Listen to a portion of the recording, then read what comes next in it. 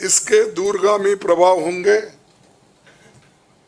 पर यह स्पष्ट है कि इस तरीके से किसी राजनीतिक दल को असहाय बनाकर चुनाव लड़ने में बाधा उत्पन्न कर और फ्री एंड फेयर इलेक्शन कभी नहीं कहा जा सकता। देश की जनता, एक आम नागरिक एक देख सकता है कि बीजेपी ने चुनावी चंदा बॉन्ड से 56% पैसे हासिल किए हैं, वही कांग्रेस को 11% ही मिले हैं। और ये वो पैसे जो बॉन्ड से बीजेपी ने लिए हैं, इसके अलावा जो कैश में इनके पास आता होगा तो कोई अकाउंट ही नहीं है। आप इनके खर्चे देखिए, हर तरफ इनका एडवर्टाइजमेंट लगा है और एडवर्टाइजमेंट में भी मोनोपोली बना ली है। प्रिंट मीडिया हो, टीवी हो और सोशल मीडिया हो, इनका बहुत डोमिनेशन है। लेकिन इतने पैसे एक पार्टी जमा कर सकती है, हिंदुस्तान के 70 साल के डेमोक्रेटिक व्यवस्था में ऐसा कोई नहीं किया। ये पहली बार ये सरकार अनेक ढंग से पैसे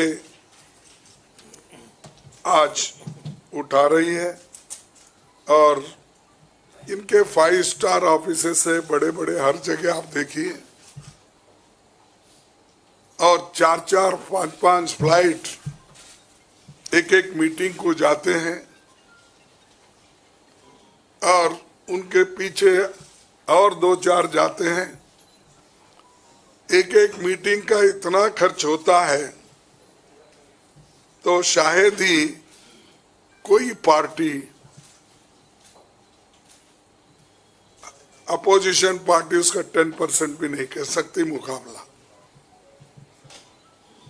मैं कहना नहीं चाहता कि बीजेपी ने किस तरीके से कंपनियों से पैसे लिए, क्योंकि सुप्रीम कोर्ट तथ्यों की जांच कर रही है।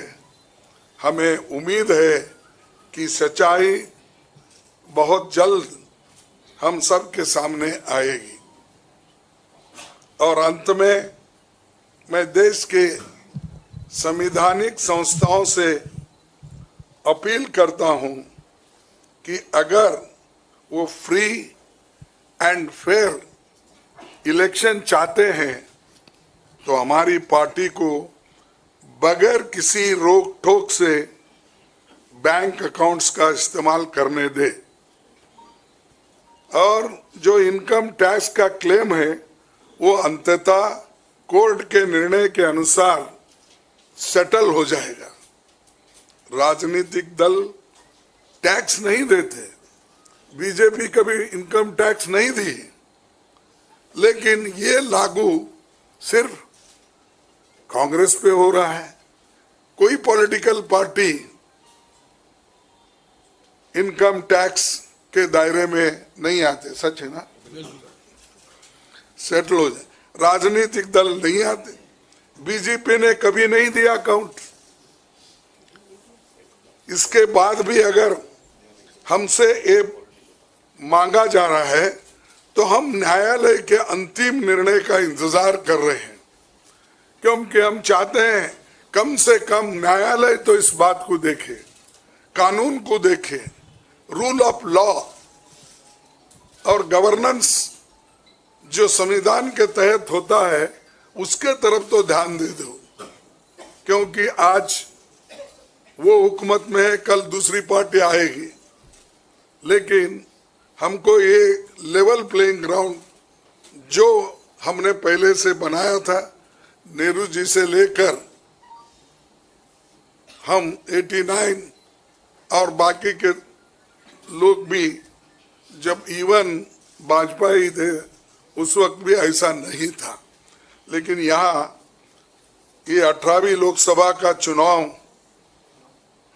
जो हो रहा है, इसमें हम सब देख रहे हैं, ये कुचल रहे हैं, सप्रेस कर रहे हैं और हमको चुनाव लड़ने के स्थिति में वो नहीं छोड़ना चाहते हैं और पैसे को तंग तबाह करके वो एक तरफा इलेक्शन कर लेना चाहते हैं। लेकिन लोग भी होशियार है, इसको जानते हैं और लेवल प्लेइंग फील्ड बने रहने के लिए ये उनके जो बाधक है और जो हमारे अकाउंट्स फ्रीज किए हैं वो तत्काल उसका रिलीज होना चाहिए और हमको चुनाव में डेमोक्रेसी और संविधान को बचाने के लिए लेवल प्लेइंग ग्राउंड होना चाहिए।